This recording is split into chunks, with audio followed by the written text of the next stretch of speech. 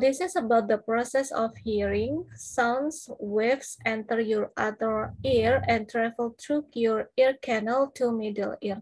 Jadi pada prinsipnya teman-teman, proses mendengar itu diawali dari gelombang suara itu akan memasuki telinga bagian luar, kemudian akan berjalan melalui telinga bagian tengah, melalui saluran telinga gitu ya.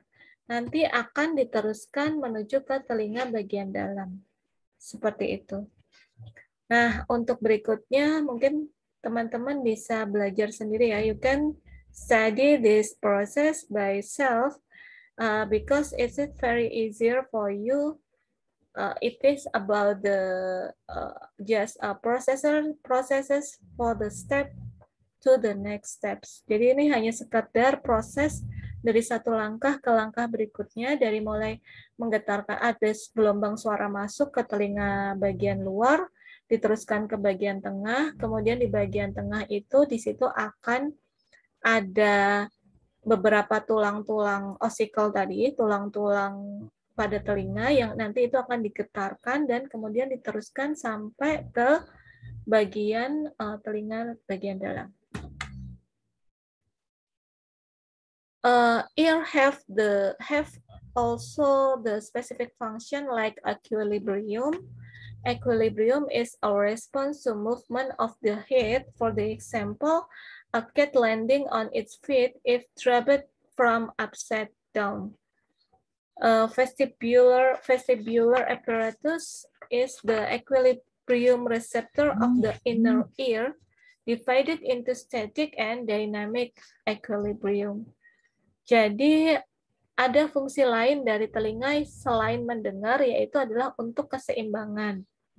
Keseimbangan itu merupakan respon dari gerakan kepala. Contohnya misalkan ketika seekor kucing mendarat dengan kakinya, jika dia dijatuhkan dari atas ke bawah. Nah, di situ di dalam telinga itu ada vestibular apparatus. Ini adalah vestibular apparatus, teman-teman. Vestibular apparatus is very nearest for the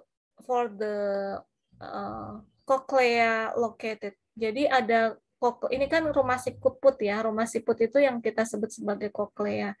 Vestibular apparatus itu lokasinya sangat dekat banget dengan rumah siput tadi.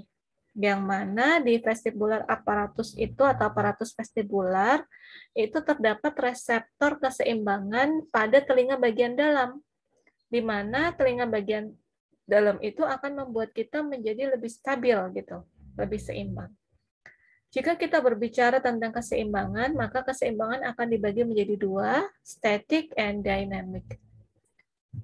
What about the static equilibrium? Static equilibrium is the condition when the body is not moving, but the dynamic equilibrium is the receptor in the semicircular canals respond to angular or rotary movement of the head. Jadi ada equilibrium itu terbagi dua, statis dan dinamik. Di statis itu pada saat tubuh kita itu memang nggak bergerak sama sekali, sedangkan dinamik itu adalah yang merespon gerakan pada kepala. Entah kepalanya muter, miring, atau kemudian disudutkan, seperti itu adalah keseimbangan dinamik. Vision plays a significant role in balance.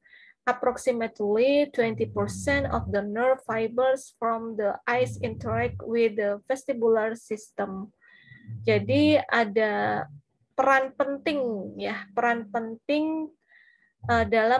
peran penting dalam keseimbangan. Sekitar 20% dari serabut saraf yang ada di mata itu akan berinteraksi dengan sistem keseimbangan yang ada di telinga gitu. Makanya kalau orang yang keseimbangannya itu sedang kacau, biasanya nanti dia akan kayak nggak bisa ngelihat gitu, kayak gelap atau remang-remang seperti itu. For the third is about the taste and smell. Is it about the chemical receptor? If we talk about the taste and smell, we talk about the tongue and nose. Taste buds. The mouth containing around 1,000 taste buds, most of which are located on and around the tiny bumps on your tongue. Every taste bud detects 5 primary tastes, like sour, sweet, bitter, salty, and umami. Umami, the taste about the MSG. Jadi kalau kita berbicara tentang selera, ya, dan penciuman, itu adalah terkait dengan reseptor kimiawi, di mana kita melihat ketika kita berbicara tentang taste buds atau tentang selera, rasa, itu kita berbicara tentang mulut kita atau lidah, yang mana di daerah lidah itu terdapat sekitar 10.000 tonjolan yang ada di lidah, yang mana itu berfungsi untuk mendeteksi rasa. Ada 5 rasa yang bisa dideteksi oleh lidah kita, yaitu rasa kecut, rasa kecut asam gitu ya, kemudian rasa manis, kemudian rasa pahit, bitter, salty, garam ya, asin, dan umami. Umami itu adalah rasa MSG. Gitu. Each of your taste buds contain 50 until 100 specialized receptor cells. Seeking out of every single one of these receptor cells is a tiny taste hair that checks out of the food chemical in your saliva. When these taste hair are stimulated, they send nerve impulses to your brain. Each taste hair responds best to one of the 5 basic tests. Jadi teman-teman di mana setiap indera pengecap itu yang kita miliki mengandung 50 sampai 100 sel reseptor khusus, di mana di sel reseptor ini terdapat kayak rambut-rambut perasa yang kecil yang memiliki bahan kimia di dalamnya. Dia bahan kimia itu nempel di air liur kita. Ketika misalnya rambut-rambut rasa yang kita miliki di dalam lidah kita itu dirangsang, itu akan mengirimkan impuls ke saraf otak kita, sehingga kemudian akan mendeteksi rasa dari 5 rasa yang tadi kita miliki. Seperti itu. If we look at the picture on the 22 page, we can look if the part of the tongue have the specialized of the taste, like bitter is on the proximal of the tongue, and then if you look the sweet taste, it on the distal of the tongue, and then the sour is beset of the tongue, and for the umami is the middle of the tongue, and the last about the salty is the behind but the in front of the tongue. Jadi bagian pinggir di daerah lidah. Okay. Next, we talk about the smell receptor or olfactory receptors. Human able to detect dozens of different smells. Olfactory receptor occupy a stem size or in the roof on the nasal cavity, the hollow space inside the nose.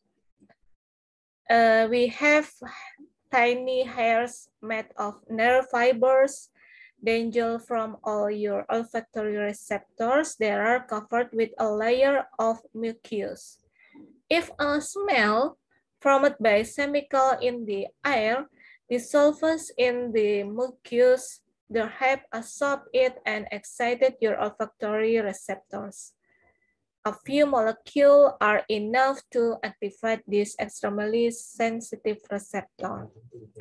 So, manusia itu mampu mendeteksi ribuan bau yang berbeda gitu ya. Reseptor penciuman itu ada di atap rongga hidung, di atap bagian atas rongga hidung, dan di situ ada kayak rambut-rambut kecil yang dia itu terisi dari serabut saraf, yang itu merupakan reseptor dari penciuman kita, dan mereka itu akan ditutupi dengan lendir gitu. Jika bau dan bau itu dibentuk oleh bahan kimia di udara, maka bau itu akan larut dalam lendir ini dan rambut ini akan menyerapnya serta mengirimkan impuls tersebut ke otak. Seperti itu. Olfactory hair easily fatigue, so you don't notice smell. Jadi keistimewaannya adalah pada reseptor penciuman itu dia mudah lelah, jadi dia tidak akan menotis ya, dia tidak akan apa sih menotis itu notice tidak akan memperhatikan bau-bau yang dirasa tidak enak dalam waktu lama. Jadi misalkan teman-teman kayak mencium bau tidak enak gitu, nanti lama-kelamaan bau itu tidak akan terlalu mengganggu. Karena tadi reseptor olfaktori itu sangat mudah merasa lelah gitu. Dan kita akan mudah beradaptasi dengan bau tersebut. So we can look at this picture about the link to the memories. When your olfactory receptors are stimulated, they transmit impulses to your brain, and the pathway is directly connected to the limbic system, the part of your brain that deals with emotions, so you usually either like or dislike smells. Jadi terkait dengan ingatan, ketika reseptor penciuman kita dirangsang, mereka itu akan mengirimkan impuls ke otak kita dan biasanya akan tersambung dengan sistem limbik yang berhubungan dengan emosi gitu ya. Sehingga akan memunculkan, saya nggak suka bau ini, saya suka bau ini, dan lain sebagainya. Karena ada sistem limbik atau sistem emosional yang dirangsang. Oke.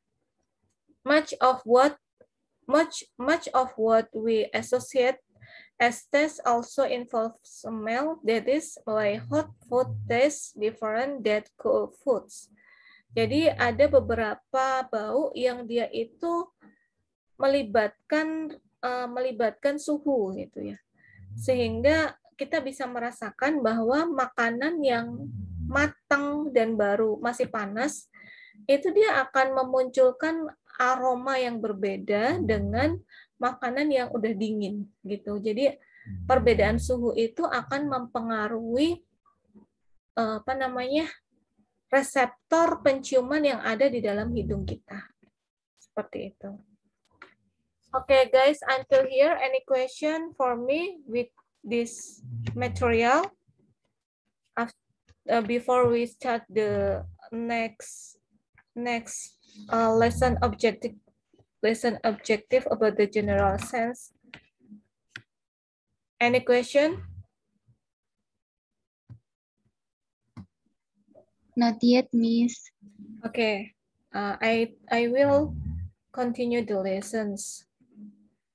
Yes, we will talk about the general sense. The general sense is about the skin. If we talk about the skin, we must know about the skin receptors. Your skins and deeper tissue contain millions of sensory receptors. Most of you touch receptors sit close to your skin surface. Jadi kulit dan jaringan itu dia akan mengandung jutaan reseptor sensorik gitu ya, di mana sebagian besar reseptor sentuhan itu berada sangat dekat pada permukaan kulit kita. Oke.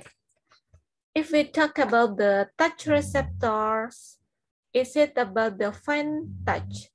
Kalau kita berbicara tentang reseptor sentuhan, itu berarti asumsinya adalah sentuhan yang menyenangkan. Okay. Actually, on your skin have the Meissner corpuscles are enclosed in a capsula of connective tissue. They react to light touch and are located in the skin on your palms, soles, lips, eyelids, external genitals, and nipples. This area of your body are particularly sensitive, and then also on your skin have the Merkel disc. The Merkel disc is air found deep at the junction of epidermic and dermic, and also have the root hair plexus. The root hair plexus are located at the base of the hair follicle. Jadi teman-teman kalau berbicara tentang reseptor sentuhan, tadi saya udah bilang bahwa reseptor sentuhan itu adalah terkait dengan sentuhan yang menyenangkan gitu ya. Yang mana kita akan bereaksi terhadap sentuhan yang ringan. Yang sentuhan ringan ini akan berlokasi di kulit kita, utamanya ada pada telapak tangan, kemudian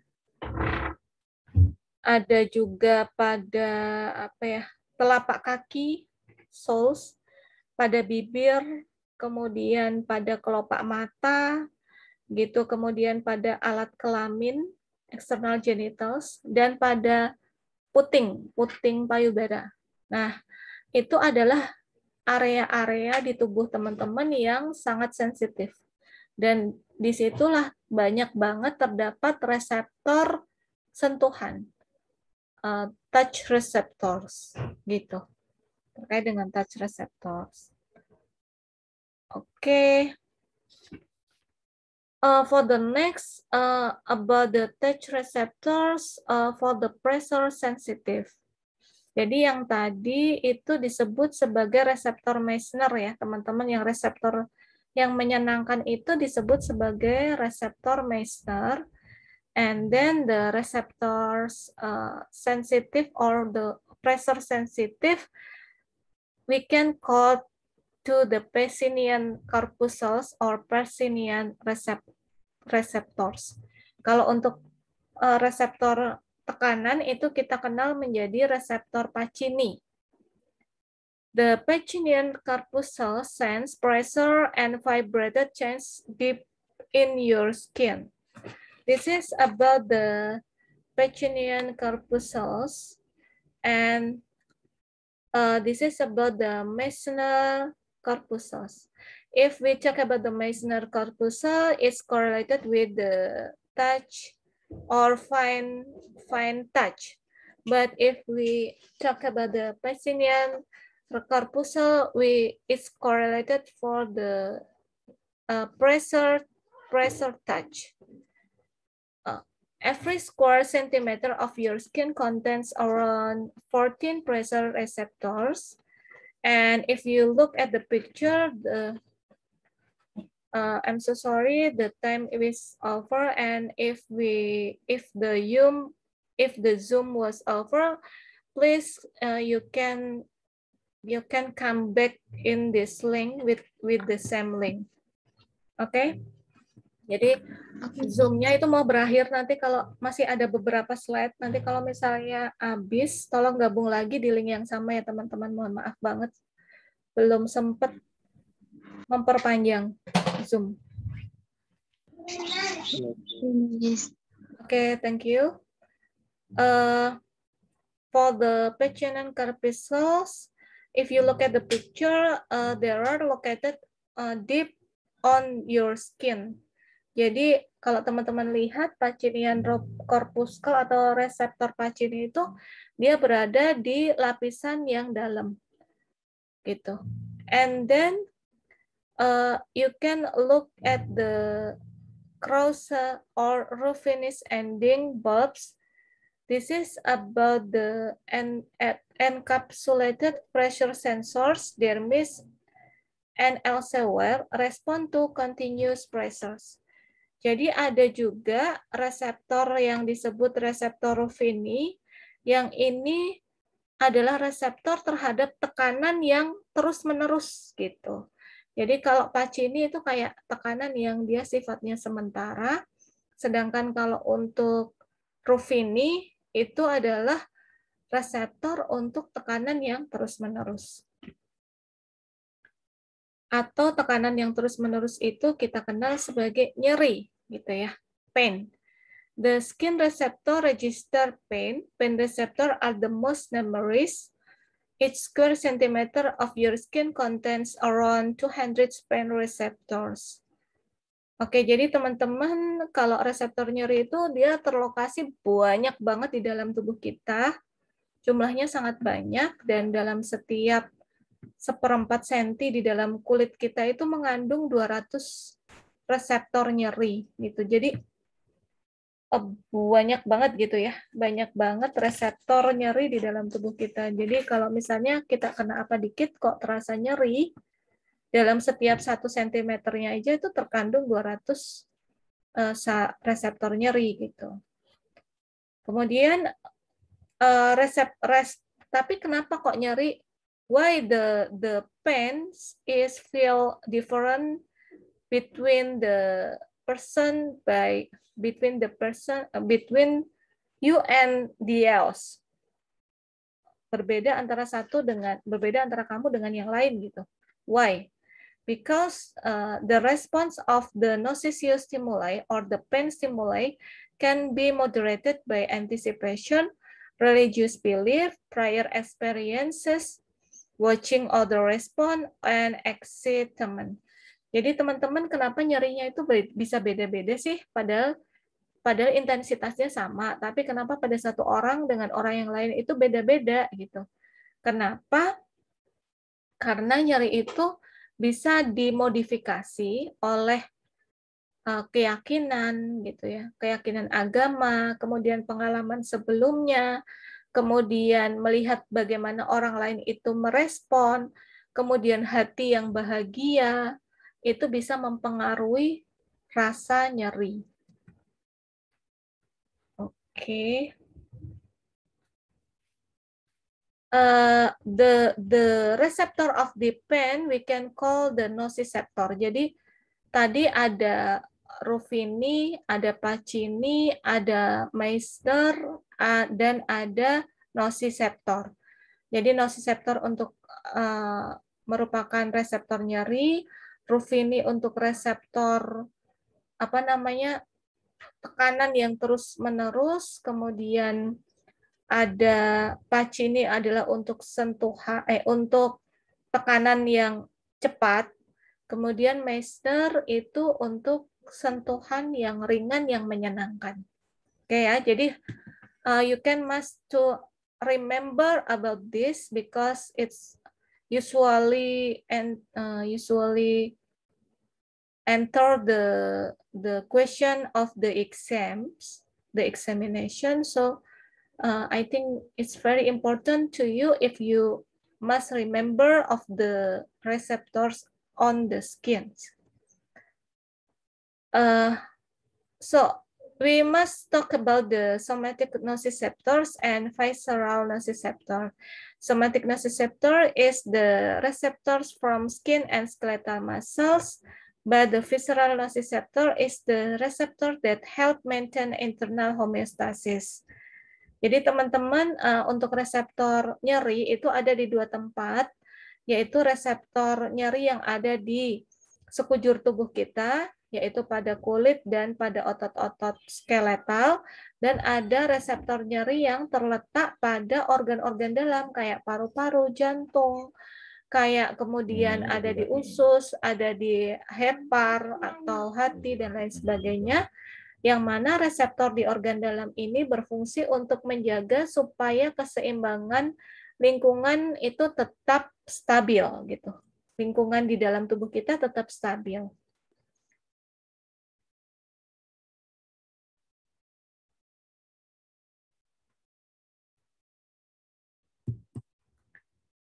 Oke, the visceral nociceptors is it can be work if have the specific impulse to respond the strange lack of oxygen chemical released from damaged cells and inflammatory cells.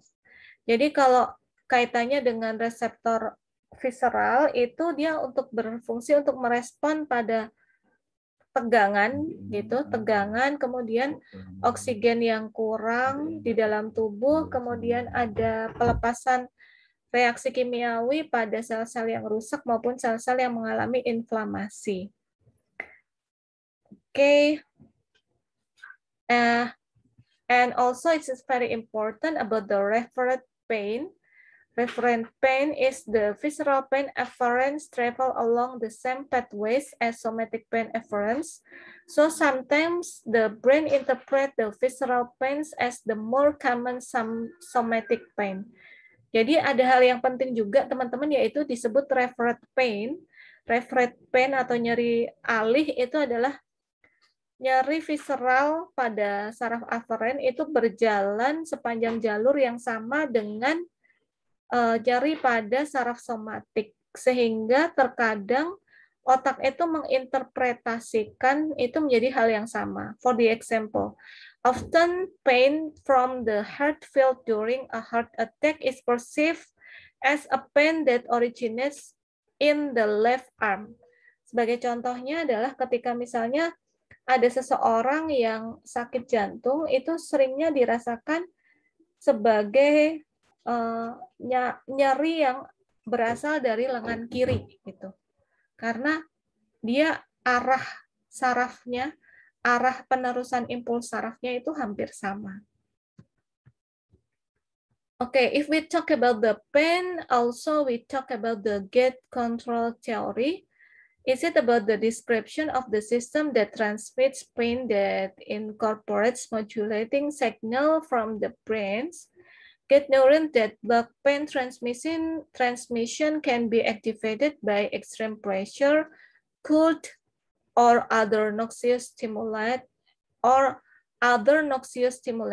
applied to the another side distant from the source of the pain.